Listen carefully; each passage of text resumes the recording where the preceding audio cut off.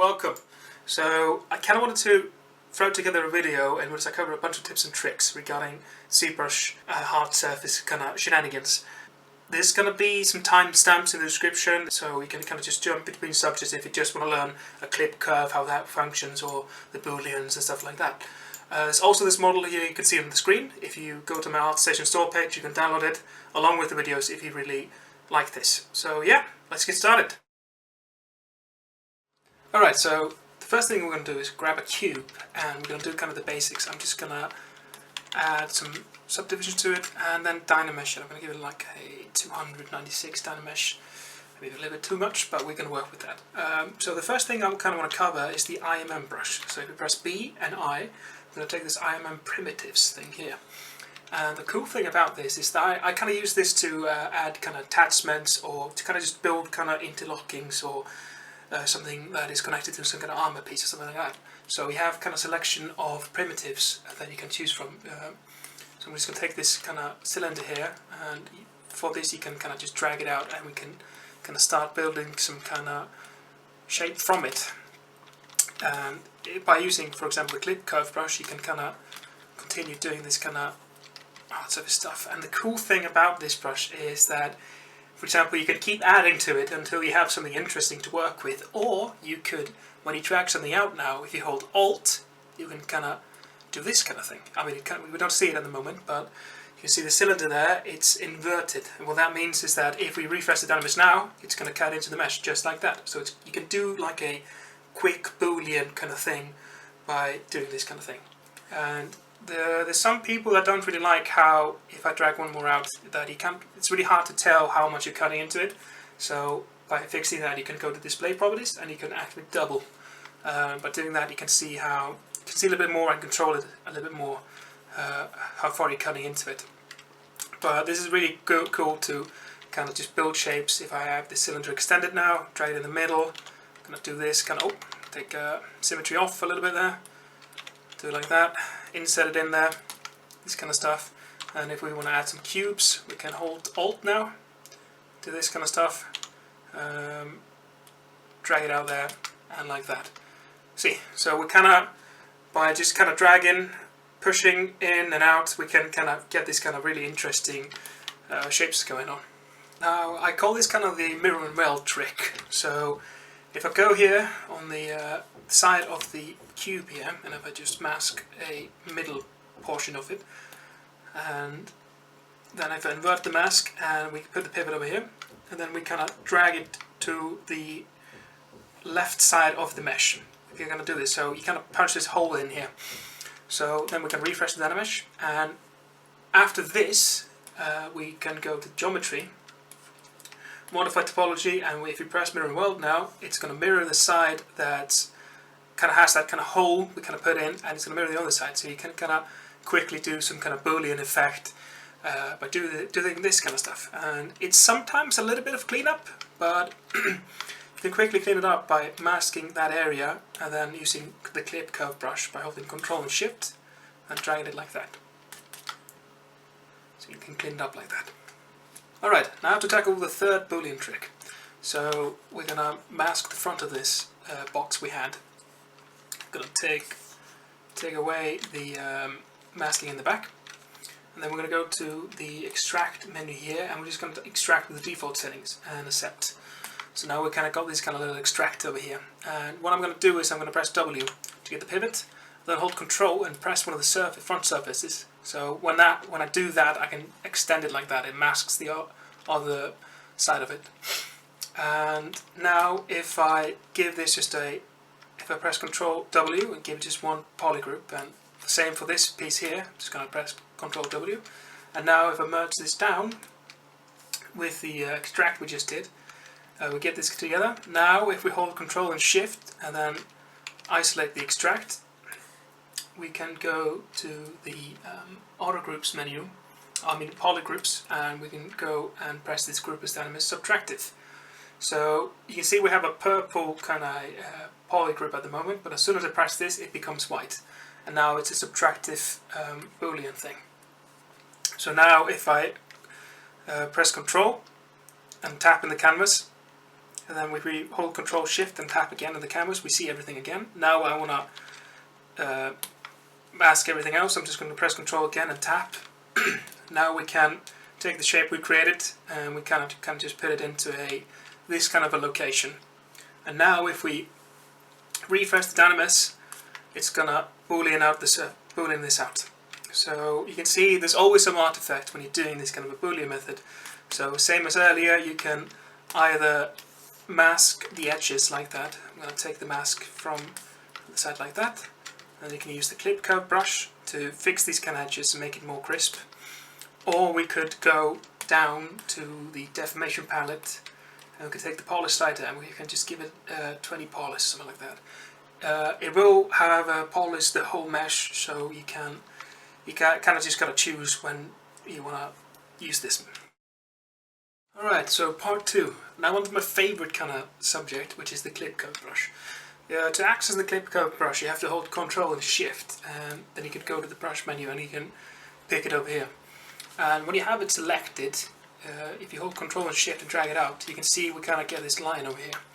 And you can see that on one side of the line we have a gradient, and what that means is that if I let go, it's the stuff that is behind the gradient kind of gets stomped down to where the line is. So if I cut more down, this happens. So you can kind of use this to your advantage to just create a bunch of kind of crazy shapes by just cutting stuff out, and like really quickly you can kind of develop a really cool stuff.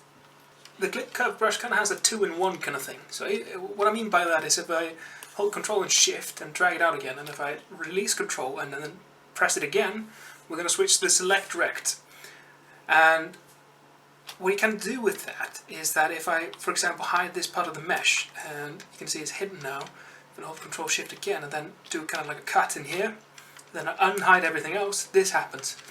So you can kind of do like a different kind of shapes, kind of cuts into your mesh by hiding parts of it. And it's really good if you have like a really advanced mesh or stuff like that, you're really advanced along and you're kind of cutting into parts you don't want to, you can just hide it like that. And the Clip Curve brush can also kind of extrude into meshes. So what I mean by that, if I invert this, and then if I take this, take the Clip Curve brush and kind of punch it in here, this thing is going to happen. So you can kind of just extrude in stuff with it, and when you do that you can also go to the side of it and you can kind of cut randomly in an incline, and you can kind of give it this kind of a really nice shape. So if I do this now, you can kind of see how we start to give it even more of a personality by kind of, you know, this kind of looks like a button and stuff like that. And then we can extrude this down by masking a part of this, take the mask in the back, and we can do this kind of stuff. So you can see how we kind of close this off now, and you know, we can continue just doing this kind of cuts in. So now I kind of want to cut in again, so I do it like this. So you can see like really quickly, if we continue extruding in and out, we can kind of get these kind of advanced looking kind of, maybe this could be some kind of armor piece, a lock or something like that. So yeah, so there's more to the Clip Curve brush as well. So if I drag it out again and if I press Alt, I kind of get like a soft kind of transition. But if I double press Alt, this happens, we kind of get like a hard cut. And now if I release Shift, we kind of stop snapping with the curve, so you can put like a smoother transition.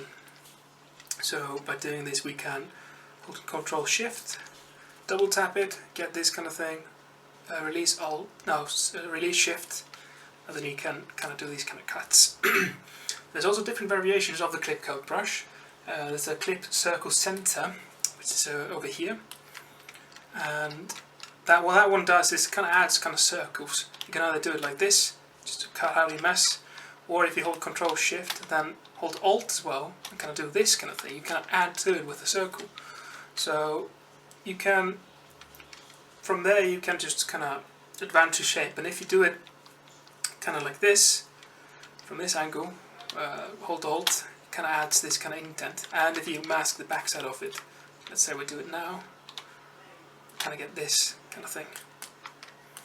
So you kind of can get this kind of fastening or some kind of lock to it.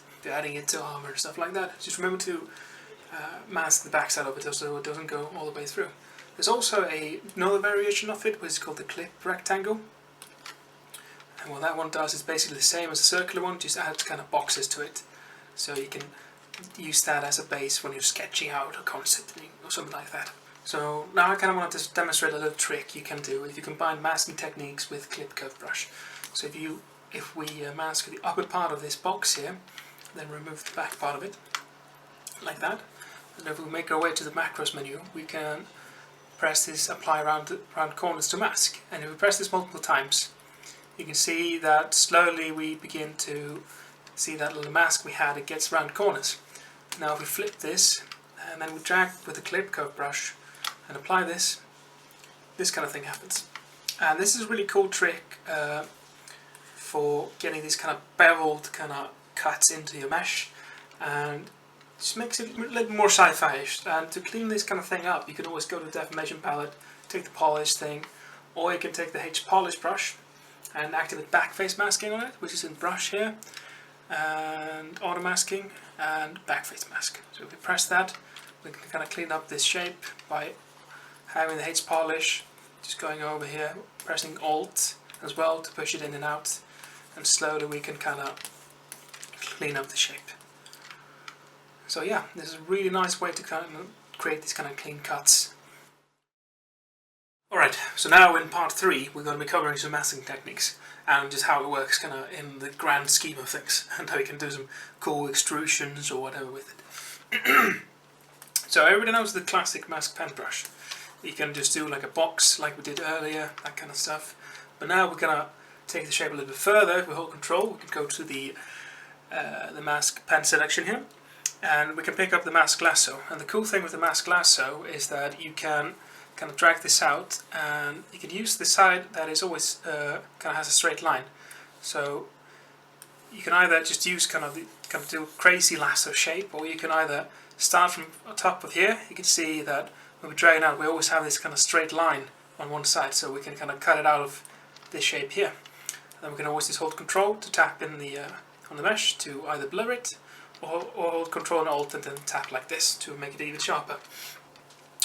And then to just create a different shape from this all, we can hold control again, go to mask curve. This is one of my favorites because you can then you can take it like this. It kind of works like the clip curve brush, which you can kind of just take the side of it like this, or you can add to it like this.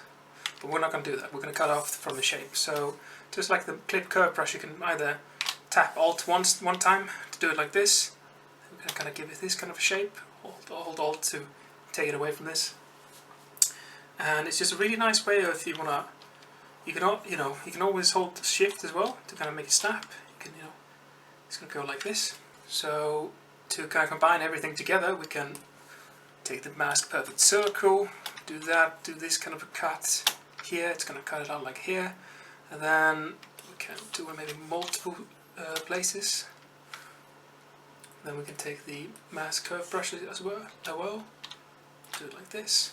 Then to kind of top it all off, we can always go to the macros menu and apply round corners to mask, and then it's going to change the shape entirely. So now you can see we kind of have a more groovy kind of shape. And then if we flip the masking altogether, we can go to the deformation palette, and we can, because it's kind of connected like here, so we can go to the inflate.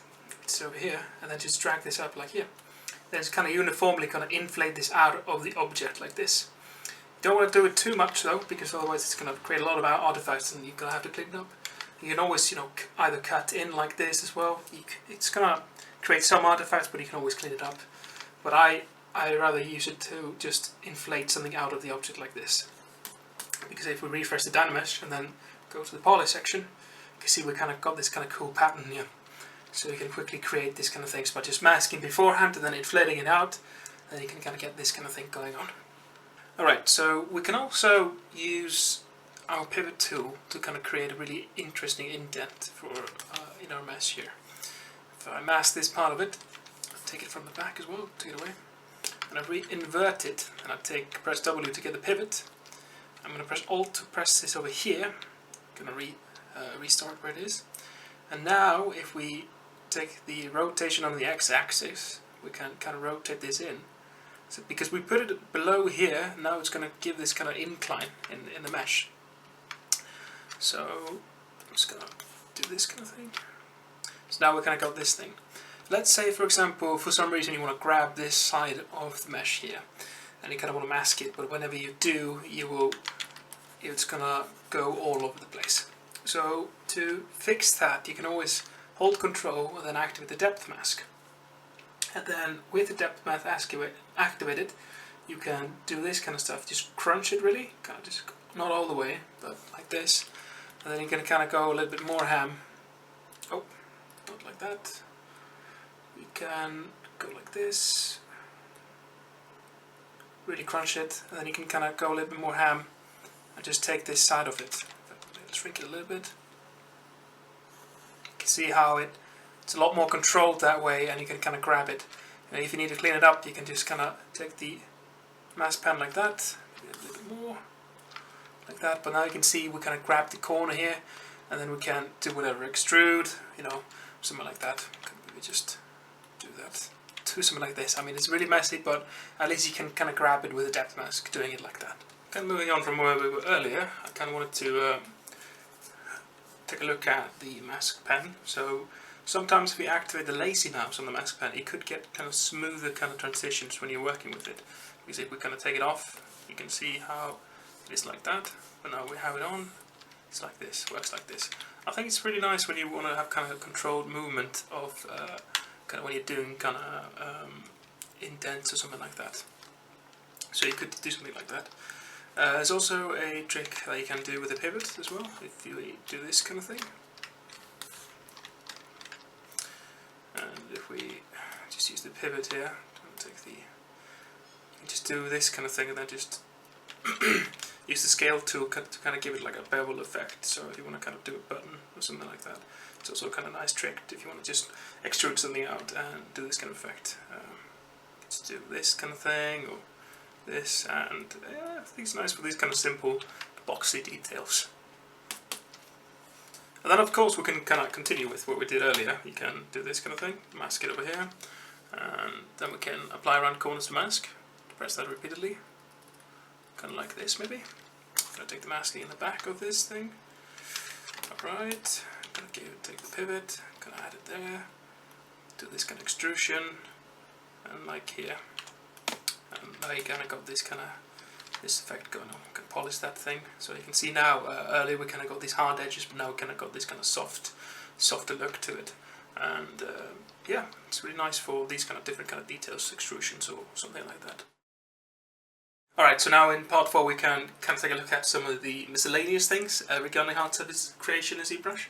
So I kind of first want to start with Snakehook brush and how it kind of works really well with the Accucurve. So we take the Snakehook brush here and we just drag it normally. It kind of works like this, and we don't really want that effect. But if we go to the brush menu here and we go to the curve section, go to the Accucurve, you can see now if we enable that, we get kind of this needle effect. And what you can kind of do with that is that if I, for example, extend this cube over here, do it like this, and we kind of get this kind of crazy effect going on. Then we can mask one side of it, and then we can extend it to the other, like this. And then if I take away the other side, like that, and now we polish it, you can see we kind of got this kind of very different kind of shape going on here from the cube. So, you know, we can always, you know, clean it up a little bit more, all that kind of stuff. So from there you can kind of create really intricate kind of shapes if you drag it and then curve it from one side to the other. And then with the Move brush, for example, I kind of use that with backface masking. So we go to brush, and then we go to auto masking, and then backface masking over here. I already enabled it. So with that, you can kind of like just take one side of it and just extend the mesh, kind of like this. You can't go up with it, you know, because we're going up there, but like it only kind of extrudes down from it. So it's a good way of extending your mesh if you, for example, you're sketching something out, and then you just want to extend it a little bit. So it's a good way of doing that, I feel like, because it holds the original shape while just pulling the back of it, kind of like that. then there's a lot of cleanup. It gets really messy really quickly. So you kind of want to maybe drag this out all the way over here, and then you want to take, for example, the clip curve brush to kind of clean this up, and maybe the sides of it if that's kind of gets blown away. So kind of like that, and then we kind of just got to clean it up a little bit more, maybe with the Hpolish or something like that.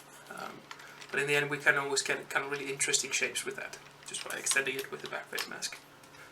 So for another kind of tip is that if we, for example, extract this kind of thing here, just extract this, go to the extract menu and just extract the default settings and set that.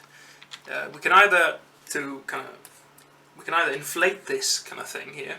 I'll go into deformation and inflate. We can either inflate this object and get kind of this bevel effect on it when you do that, or if you just want to extend the mesh, you can either if we just enable some Dynamesh on it, just a little bit more, we can either mask a portion of it. I'll just use the mask lasso here. We can either mask a portion of it and use the clip curve brush to kind of drag it out there, something like that. And then you can use the move brush with the Backfacemask to kind of fix this error over here, and then drag it over here, kind of like that. So you can use that for shape creation, for example. Or if you have it like this and you just want to use the move brush with Backfacemask, then of course you can do that to kind of just extend your mesh. And like earlier, it's going to be messy as hell. So just enable refreshing Dynamesh on it. It's usually going to take care of it, and then we can from there just clean it up with Hpolish or clip curve or something like that. So now we can fix that. We can do it like this. Use the clip curve, and then on the sides, maybe over here as well.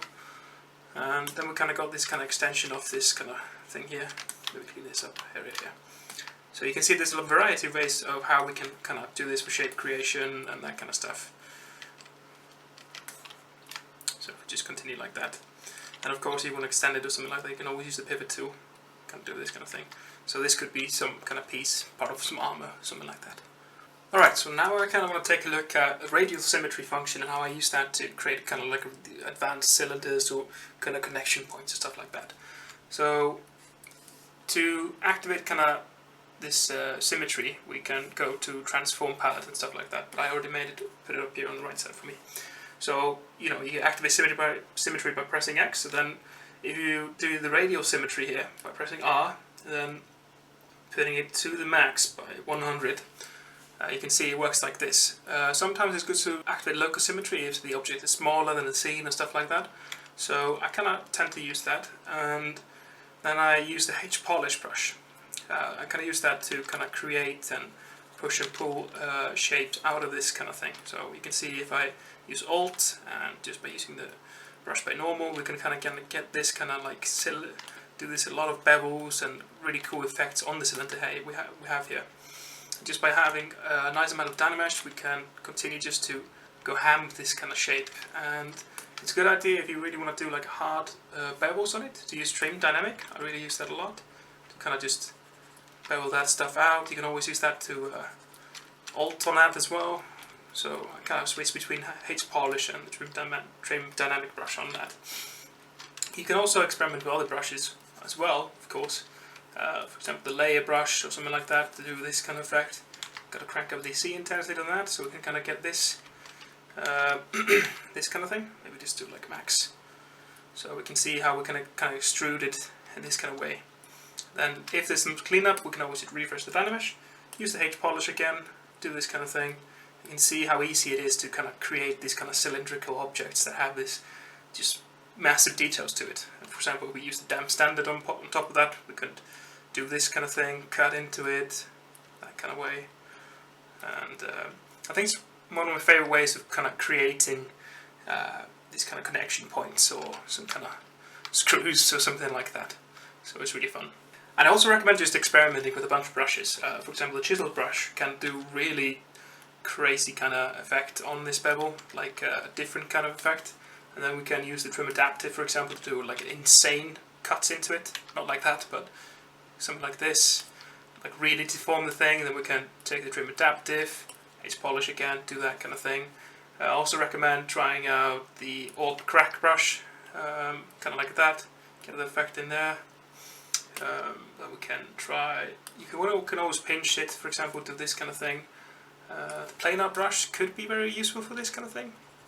You can kind of get like really different effect on that. You can see how it kind of made it look like that. This kind of thing. Definitely experiment with a lot of different brushes, and then you can always try the IMM Primitives brush as well. And we can lower the radial count, for example. Let's do like 8, for example. We could do, instead of sphere, kind of like that we did earlier, do this kind of thing, and then refresh, and we got this effect on it. So just by kind of testing out a bunch of brushes, you can quickly get really detailed kind of things with this. Alright, so here in part 5, I kind of want to cover some default brushes that are very nice for some hard surface creation and all that kind of stuff. So the first thing I kind of want to start with is the layer brush, and how that one kind of works is if I hold, for example, Alt, I can either cut in to a surface and it kind of does it like uniformly. You can go back and forth into that area you were, and you can kind of cut in or out. You can always, you know, make the C intensity a little bit higher, like 50, so it does more of an effect. So you can start, maybe when you're sketching something out, you can cut something quickly in and then do something like that. You can always use the laser radius, crank that up to have a little bit more controlled effect on it. You can do this kind of shape then. You can always hold the shift thing as well. Kind of doing like this kind of cut into it. And what I kind of like to do with it is I like to do drag dot, take away the lazy mouse. I activate alpha 58, and then with that one, if we kind of do the intensity of 60 or 70 or something like that, you can see we can kind of just have a simple cut into your mesh, kind of like that. And you can always make it a little bit smaller, then do it again, and do this kind of like details in that kind of way. I also kind of, the reason I like to use the alpha 58 is because if I go to the alpha menu here, drag it to the right side here, and if I open up the Modified tab, you can see the radial fade. And what that one does is that if I, for example, drag the radial fade to maybe 15, you can see how it affects the alpha. So that's the reason I have the sharpest one, because then I can just in here modify it really quickly instead of always switching between alphas. And that one is a really great one for when you share any ideas, or like if we do like 5 or something like that, you can do these kind of things. It just changes it really drastically all the time, so you can do different kinds of stuff, and you can combine it with, for example, the Hpolish brush to do like different kind of ways of details on it. And yeah, that's basically it with the radial fade. It's just very nice when you're really want a controlled way of doing these kind of cuts in here. So the next up is the Planar Brush. That one is quite good when you kind of just want to kill some kind of surface, do kind of a bevel effect on it. Like for example, if we demonstrate it here, if I mask this portion of it, and then I just take the Planar Brush, do this kind of effect, and then we kind of just do it at an angle, like that. You can see how we managed to create this kind of bevel effect. It's nice to kind of kill that kind of stuff. It's nice to flatten some areas as well, if you kind of want to do that effect. And it's nice to push out some stuff as well. Pressing, holding Alt to kind of push out some stuff. If you were just sketching some kind of surface and you just want to make some kind of noise to it, it's a really handy brush for that kind of stuff. Sometimes I just like sketching with it, just to kind of push in and out to maybe get this kind of shape, and then refreshing Dynamesh, and then continuing from there to flatten stuff out. So then we have the Trim Adaptive one, which is like a variation of the Trimdynamic brush. So what this one essentially does is that if you have a flat surface like this one, it kind of conforms everything else to it. So if we start from here, then we can flatten everything else that was kind of extruded out. So it's really good when you just want to do a hard reset on the stuff. It's really destructive, so keep that in mind. You can also kind of fill in holes with it if you hold Alt, that kind of stuff. So you can slowly just fix up the surface, kind of like that. And then we have the Chisel brush, which is very handy, like we did earlier with the. So if we drag something out, if we hold Shift when we drag something out, we can snap it like that. So we do this kind of thing.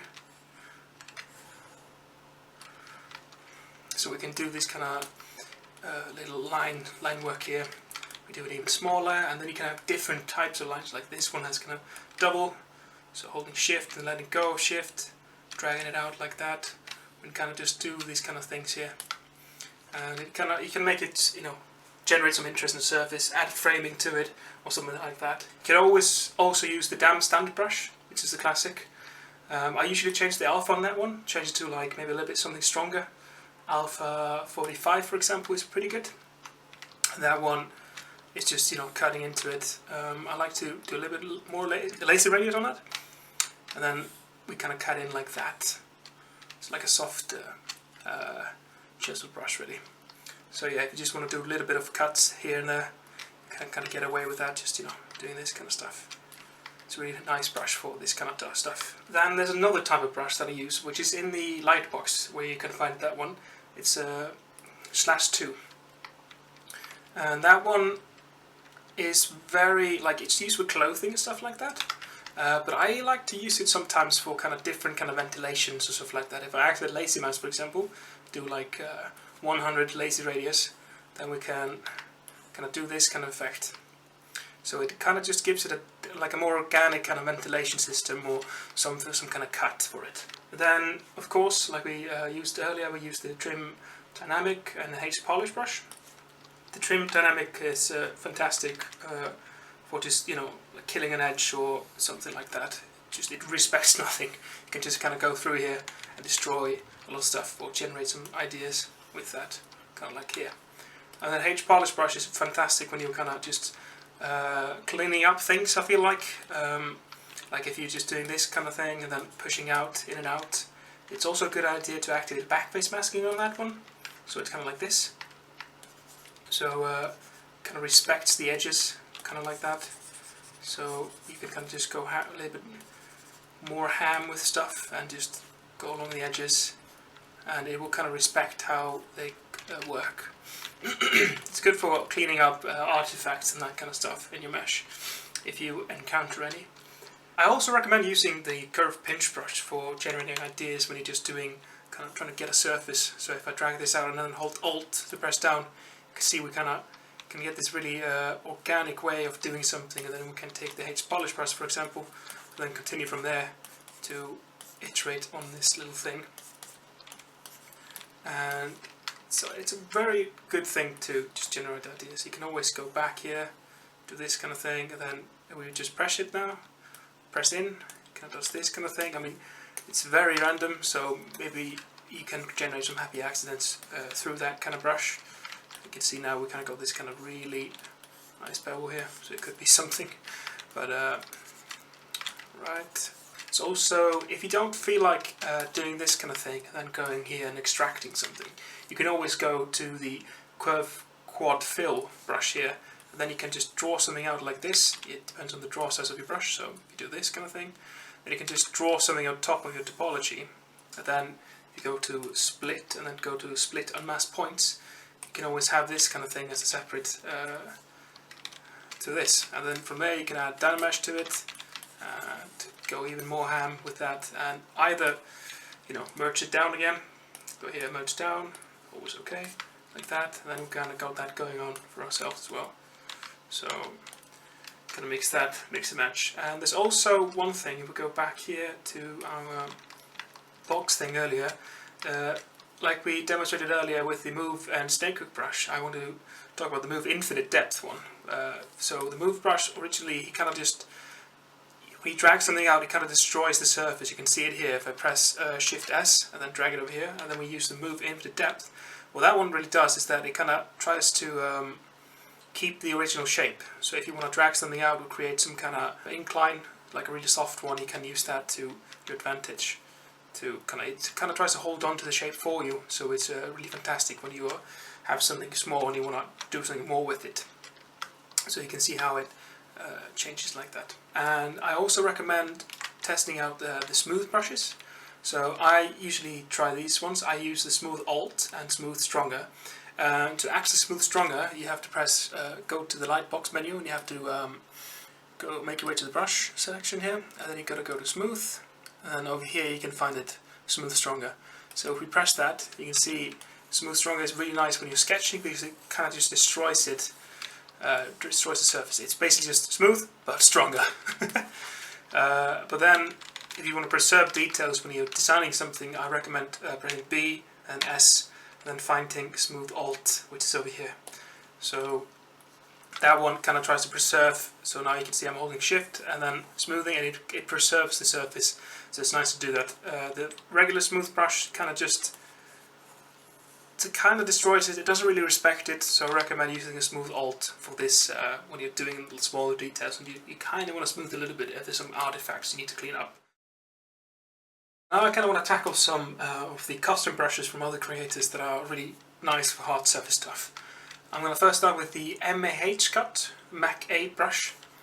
That one is quite fantastic when, for example, if you have the sphere here and you just want to make this a lot cleaner than it is, because it kind of pinches your object at the same time. So you can see how we had a blurry kind of cut here, but now when we applied it, it's a lot sharper really, and it's a good way of you punching in and out of your stuff to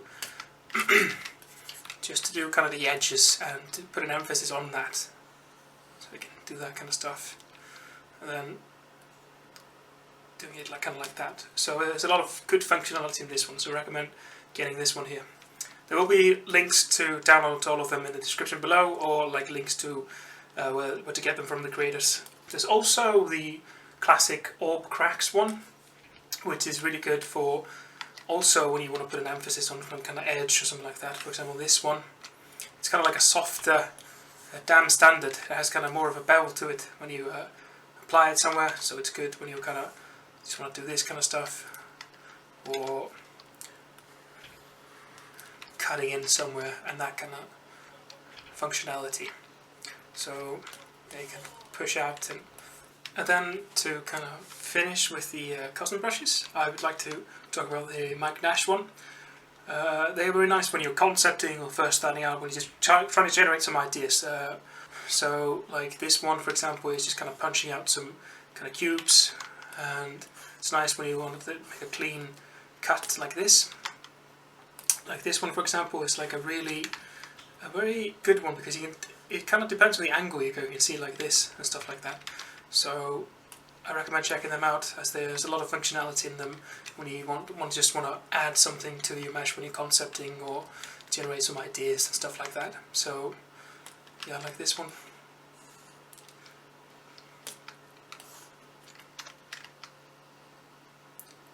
So yeah, a good one for your collection. And that's it for Volume 1. I really hope that some of the tricks that I showed off here proved to be useful to you. I kind of want to end the video with a small shout out to these other artists: Nelson Ty, George Uppler, Jonas Roshinus, Alex Vigini, Mike Nash, Kane Townsend, and Alex Seneschal. I definitely recommend checking them out, as they have a variety of other fantastic resources online when it comes to concepting or the hard surface stuff in ZBrush. Alright, that's it. Until next time.